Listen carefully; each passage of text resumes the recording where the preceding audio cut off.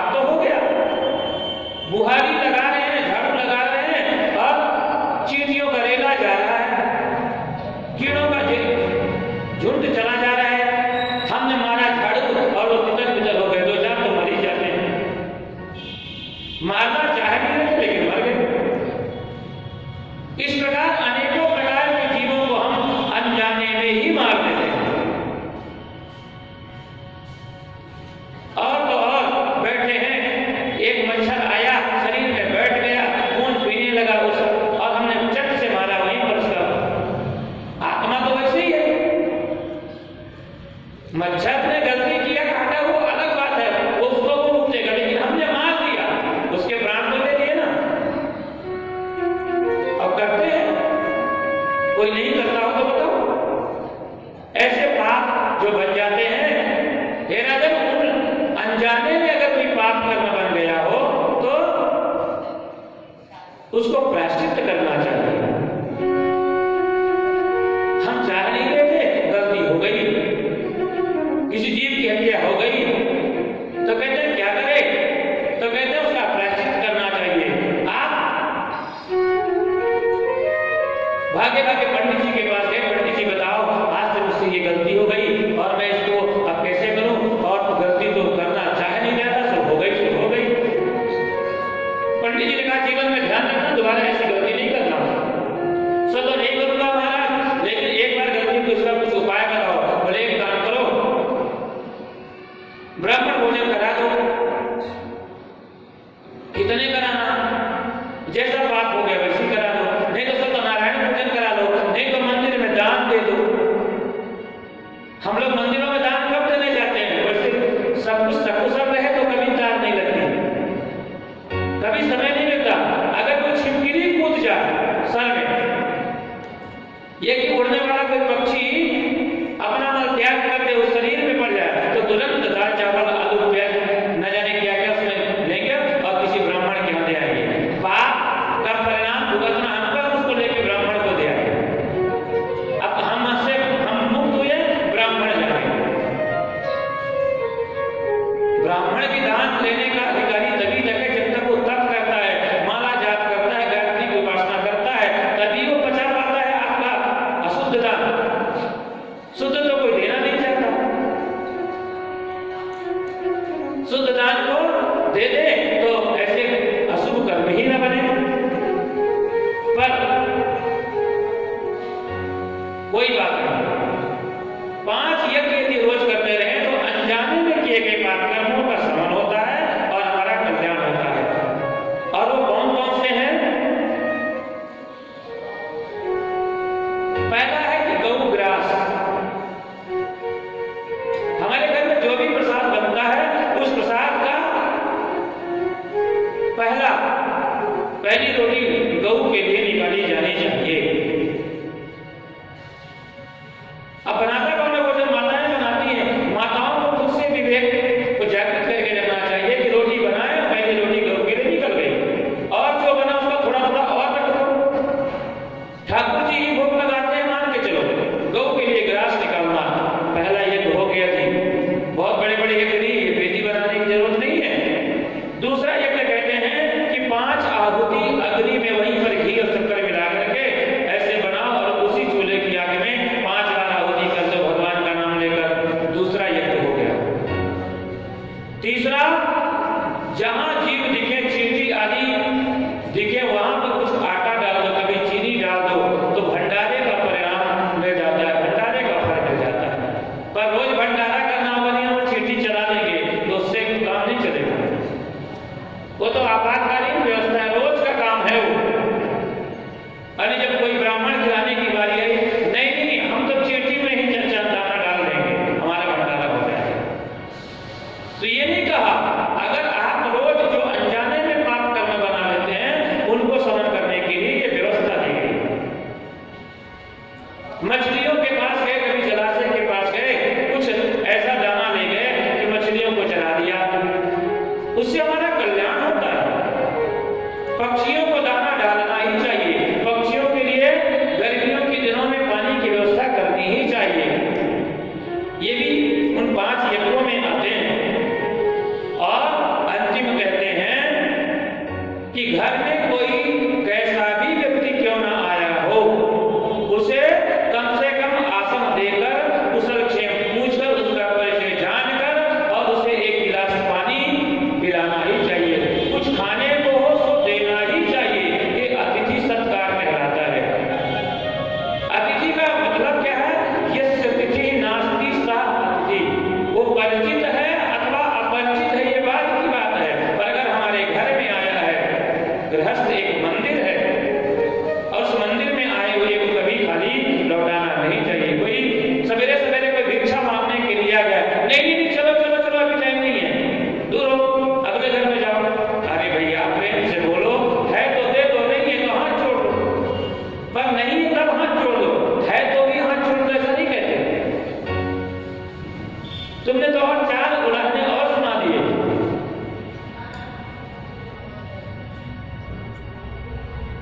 भगवान बौद्ध भिक्षुक थे जो कहते हैं कि वो घर घर 5 घरों में भिक्षा करके ले जाते थे और जो मिल जाता था उसी से अपने आहार को ग्रहण कर लेते थे। एक ऐसे व्यक्ति के घर पहुंचे कि सवेरे सवेरे जैसे जब भिक्षाम देहि बोले तो गालियों से ही शुरुआत कर दिया। जब देखो तब सवेरे सवेरे मुंह उठाए चले आते, कुछ बोले ही नहीं, वो गाली देता रहा देता रहा देता रहा देता रहा, जोर जोर से चिल्लाने लगा। अरे कितना बेशरम आदमी है, इतना गाली दे दिया फिर भी भागता नहीं है। और इतना जोर जोर से दमदमा गया, उसको गुस्सा और बढ़ता गया और गाली देते देते मुंह दर्द होने लगा, थक गया बेटा। अब तो मुंह से आवाज निकलनी बंद हो गई। जब गाली देना बंद कर दिया तो गौतम बुद्ध मुस्कुरा रहे हैं। अरे कितना कितना, फिर थोड़ा प्रयास किया, जितनी ताकत थी बहुत जोर जोर से गाली दिया, गला पूरा रुक गया। और गला रुक जाने के बाद गौतम बुद्ध मुस्कुरा के कुछ दे दिया, हाँ दे दिया। तो बोले आज तक तो मैंने भिक्षा लेना ही बंद कर दिया, तेरा तुझको अर्पण, तेरा तुझी को मिलेगा, मैं लेना बंद कर दिया। और ऐसा कह के आगे बढ़ गए। आज का कलयुगी प्राणी होता तो एक गाली के बदले 1000 गाली देता और डंडा निकाल के उसको अलग पिटाई कर देगा।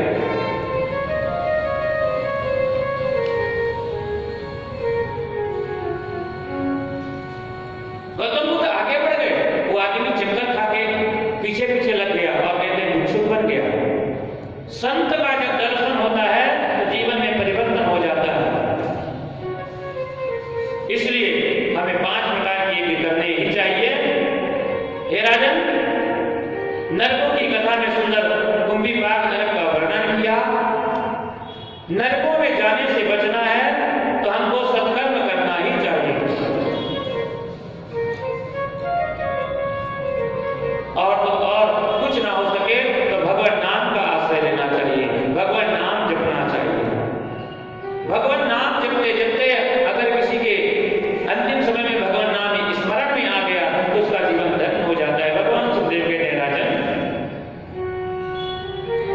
जीवन का पापी व्यक्ति भी भगवान का नाम का आश्रय ले तो उसका जीवन धन्य हो जाता है।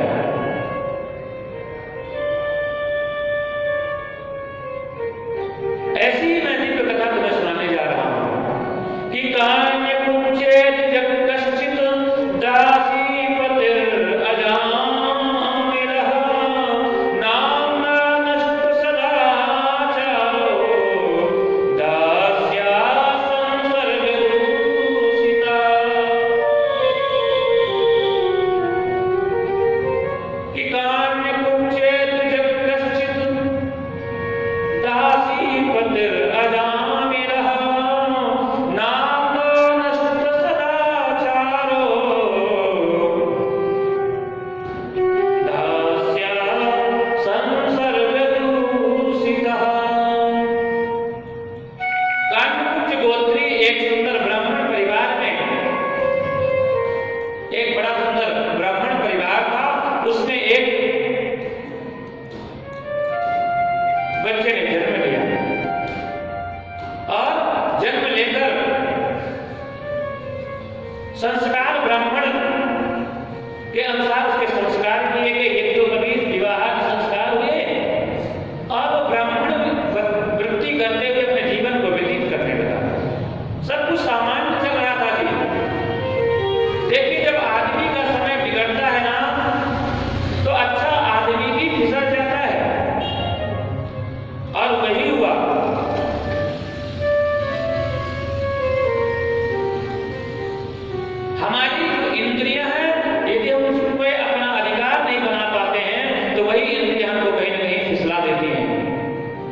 जवानी के बिगड़ने के ये इंद्रियां, आंख, कान,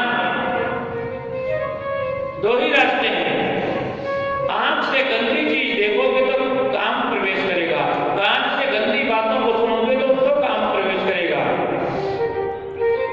कहते एक दिन पंडित जी गए किसी जजमान के यहाँ और वहां उसी मोहल्ले में किसी गणिका को देखा, गोरी चमड़ी पर आसक्त हो गए और कहते हैं उसे अपनी पत्नी बनाना चाहा। उस वेश्या का वर्ण कर लिया और कहते हैं उसको पत्नी बना करके घर ले आए। जिस दिन से ऐसा कर लिया उस दिन से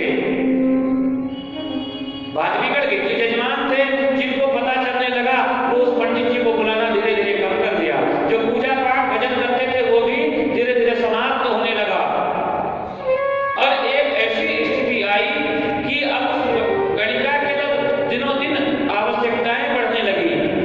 पंडित जी को ब्राह्मण वृत्ति में कोई बुलाना चाहता नहीं था और खर्चे बढ़ गए। अब क्या करें?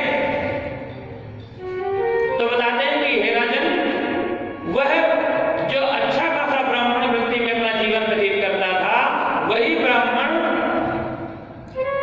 चोरी करने लगा। लेकिन उस गणिका को प्रसन्न रखने की कोशिश करता और छोटी चोरी बड़ी चोरी और तो डाके डालने लगा। बड़ी बड़ी मूछे, बड़ी बड़ी दाढ़ियां, बड़ी बड़ी पगड़ी लगा करके जब तलवार लेके अजामिल निकलता तो कहते पूरी बाजार की बाजार बंद हो जाती। यहां तक उसका भय व्याप्त हो गया कि अगर कोई बच्चा रात को सो रहा हो तो माताएं कहती सो जा, नहीं तो अजामिल आ जाएगा। अजामिल का भय इतना व्याप्त हो गया, लूट मार करने लगा, व्यभिचार करने लगा, चोरी डकैती करने लगा और जो पूजा पाठ भजन करता था वो सब का सब छूट गया। उस गणिका के साथ रहने के कारण भगवान सुखदेव बताते हैं कि राजन, उसी समय कुछ संतों का जो मेला है वो कहीं दूसरे तीर्थ में, एक तीर्थ से दूसरे तीर्थ की ओर चला जा रहा था। बीच में पड़ता था अजामिल का गांव। संतों की मंडली प्राचीन काल में पैदल ही चला करती थी, तब गाड़ी मोटर नहीं हुआ करते थे और एक अकेले भी संत नहीं चलते, 10-20 की झुंड में चलते थे। जहां शाम हो गई वहीं विश्राम करते, वहीं धुनी रमाते, वहीं भजन होता, वहीं सत्संग होता, पूजन होता और यही सब करते करते संत चल रहे थे। अजामिल के गांव के समीप आए कि संध्या का समय आ गया और बताते हैं कि जिस गांव में ठहरना था उस गांव के किसी धर्मात्मा व्यक्ति का नाम पूछते, कौन है जो भैया संतों की सेवा कर सकता है?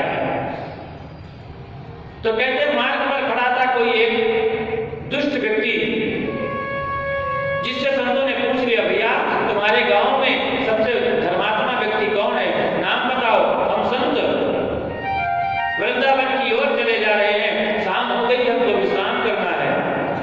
तो उस नालायक व्यक्ति ने बता दिया कि हमारे गांव का सबसे बड़ा धर्मात्मा अजामिल भक्त है, आप वहीं चले जाओ, आपकी पूजा सेवा हो जाएगी। अब संत तो भोले, क्या जाने क्या पूजा सेवा हो जाएगी, और भक्त अजामिल का घर पहुंचते पहुंचते अजामिल के घर पहुंच गए। सीताराम का झंडा गाड़ दिया द्वार पर।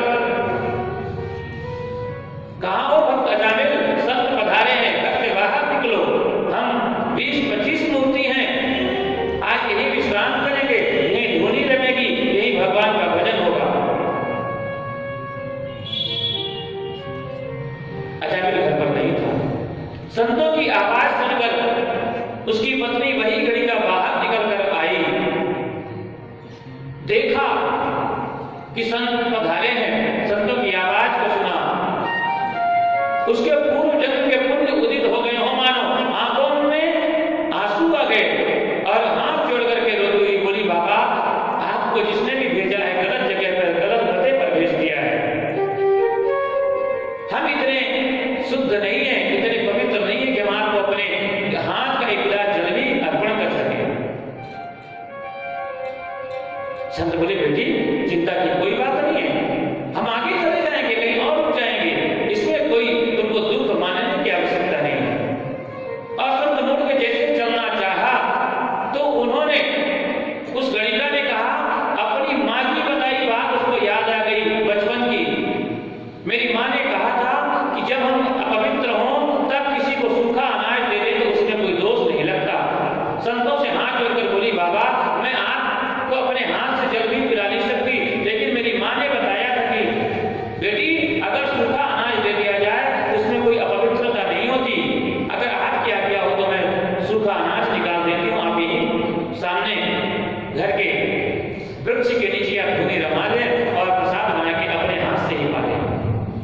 संतों ने कहा बेटी तेरी जैसी इच्छा। अब उस गणिका ने अपने घर से सामान निकाला, संतों की व्यवस्था करी है और संत भोजन प्रसादी बना करके और सुंदर भजन कर रहे हैं। अजामिल लौटा भी, संतों ने भोजन बनाया और संतों की मंडली भोजन के लिए प्रसाद के लिए जैसे बैठी भगवान को अर्पण करके, तो उनमें से जो ज्येष्ठ मूर्ति संत थी उन्होंने जैसे ही पहला निवाला उठा करके मुख में डालना चाहा, आंखों से पनारे छोड़ गई। और मन में विचार आया कि हमने दुष्ट अजामिल का अन्न ग्रहण किया है और अगर उसका अन्न ग्रहण करने के बाद उसके जीवन में हम कुछ कर न सके, उसमें कोई परिवर्तन न ला सके, तो हमारे संतत्व को धिक्कार है, हमारा संत होना किस काम का। आपस में चर्चा करने लगे।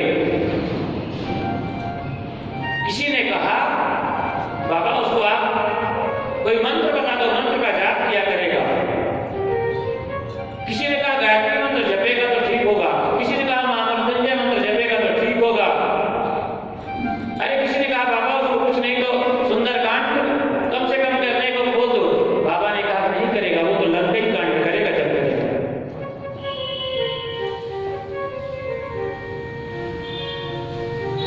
लेकिन संत ने विचार कर लिया। रात को 2 बजे जब अजामिल आया, अजामिल ने आकर के देखा तो क्या देखता है कि वहां पर संतों की मंडली बैठी है। तलवार निकाल लिया और कहा आपकी हिम्मत कैसे हुई, जानते नहीं ये अजामिल का घर है। अजामिल के घर के सामने आकर के आपने धुनी रमाई, ये हिम्मत कैसे हो गई। और इतना जोर से जब चीखने लगा, चिल्लाने लगा, पत्नी बाहर निकल करके आ गई। कहते हैं और सब कुछ ठीक था, दुनिया को डराता था लेकिन पत्नी से बहुत डरता था। पत्नी ने जोर से डांटते हुए कहा शर्म नहीं लगती, संतों से कोई ऐसी बात करते हैं। और इतना कहना हुआ कि नाराज हो गया। मैंने संतों को रोका है। अच्छा देवी तुमने किया सब ठीक ही होगा। संतों ने कहा भक्त अजामिल हमने तुम्हारे घर का भोजन प्रसाद ग्रहण किया है, हम ब्रह्म मुहूर्त में यहां से प्रस्थान कर जाएंगे, हमको दक्षिणा नहीं दोगे क्या। अजामिल कहता भूतों से भी पूत मांगते हो, तुम्हारा मैंने सोटा लोटा लंगोटा छीना नहीं है, ये क्या कम है। भूतों से भी पूत, अजामिल और दक्षिणा, बोले हमको कोई रुपए पैसे की दक्षिणा नहीं चाहिए। तुम्हारे घर में जो अग्नि संतान होने वाली है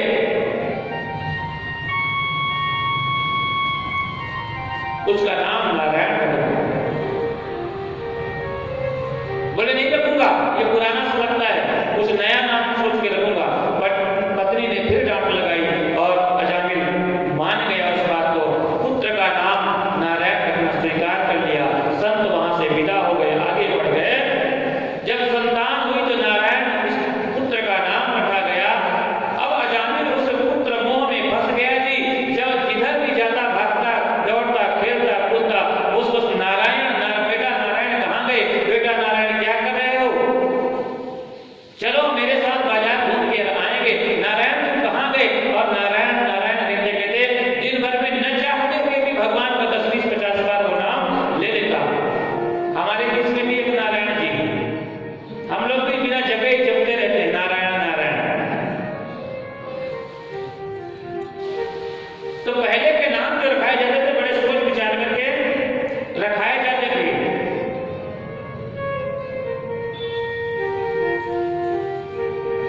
अजामिल की अंतिम घड़ी आई जब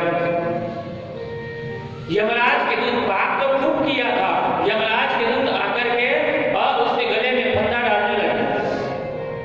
फंदा डालकर खींचने लगे तो कहते जोर जोर से चिल्लाने लगा। और नारायण नारायण जपने के कारण भगवान के दूत भी उसको लेने के लिए आए। जैसे ही फंदा डाला गले पे और खींचा है, क्योंकि जब वो आते हैं यमराज के दूत ना जी तो उसी को दिखाई देते हैं जो मौत के किनारे बैठा हो।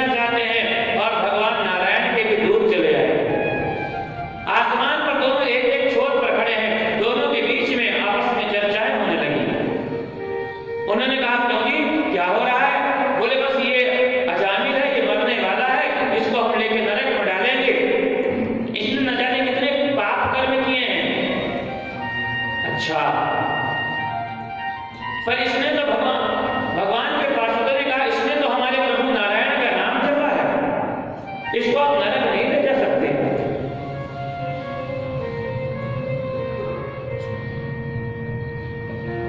यमराज के दूतों ने कहा, नारायण ये कौन होता है, हमको तो पता नहीं, और ये कौन सा भगवान का नाम है, ये तो अपने बेटे का नाम रातों दिन जपता था, नारायण बेटा इधर आओ, नारायण ऐसा करो, नारायण वैसा करो।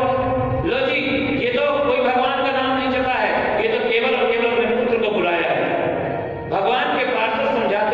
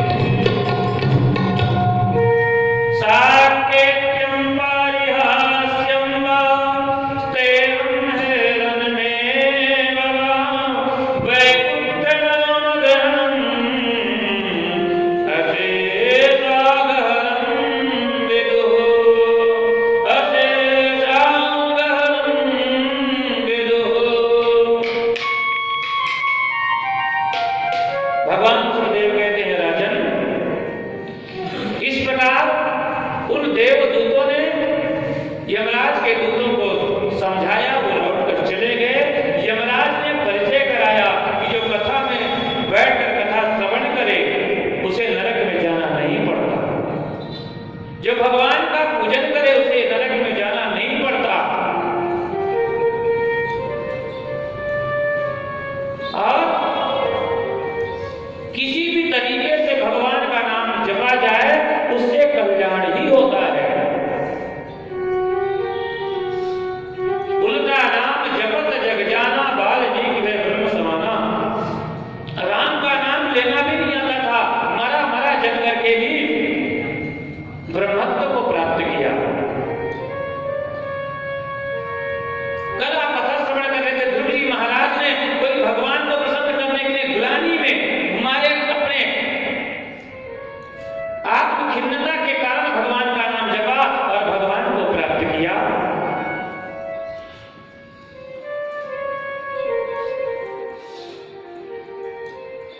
इस प्रकार भगवान का नाम किसी भी परिस्थिति में गाया जाए वो कल्याण ही करता है। सोते जगते उठते बैठते हंसते बोलते यदि भगवान का नाम आप लेते हैं तो निश्चित तौर पर भगवान आपका कल्याण ही करेंगे। और बाबा तुलसी ने तो अंत में कह दिया कि कहां लग करो में नाम बढ़ाई, राम न सकहि नाम गुण गाई। नाम की पढ़ाई, नाम का व्याख्यान कहां तक किया जाए? भगवान राम भी अपने नाम के महत्व को बताने में अपने आप को पूर्ण नहीं पाते। ऐसा बाबा तुलसी लिखते हैं कि भाव कुभाव अनख आलसहूं, नाम जपत मंगल सिदसहूं। भाव से कुभाव से बिना जाने ही आलस्य से ही सही यदि भगवान का नाम लिया जाए तो भगवान उसको निश्चित तौर पर मुक्त कर देते हैं। उसी बात को भगवान सुखदेव राजा परीक्षित के कहते हैं कि साकेत्यम पारिहास्यम वा, संकेत में ही सही। यहां राधे राधे चलता है ना जी, रिक्शा वाला हो, दुकान वाला हो, गाड़ी वाला हो, यहां तक कि नाली साफ करने वाला भी क्यों ना हो, वह भी राधे राधे का नाम जपता है। और नाम को जपना ही चाहिए।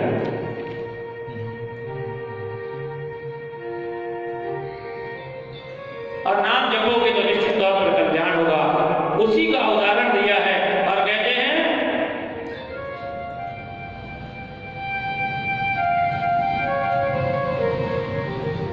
भगवान का नाम कल्याण ही करता है।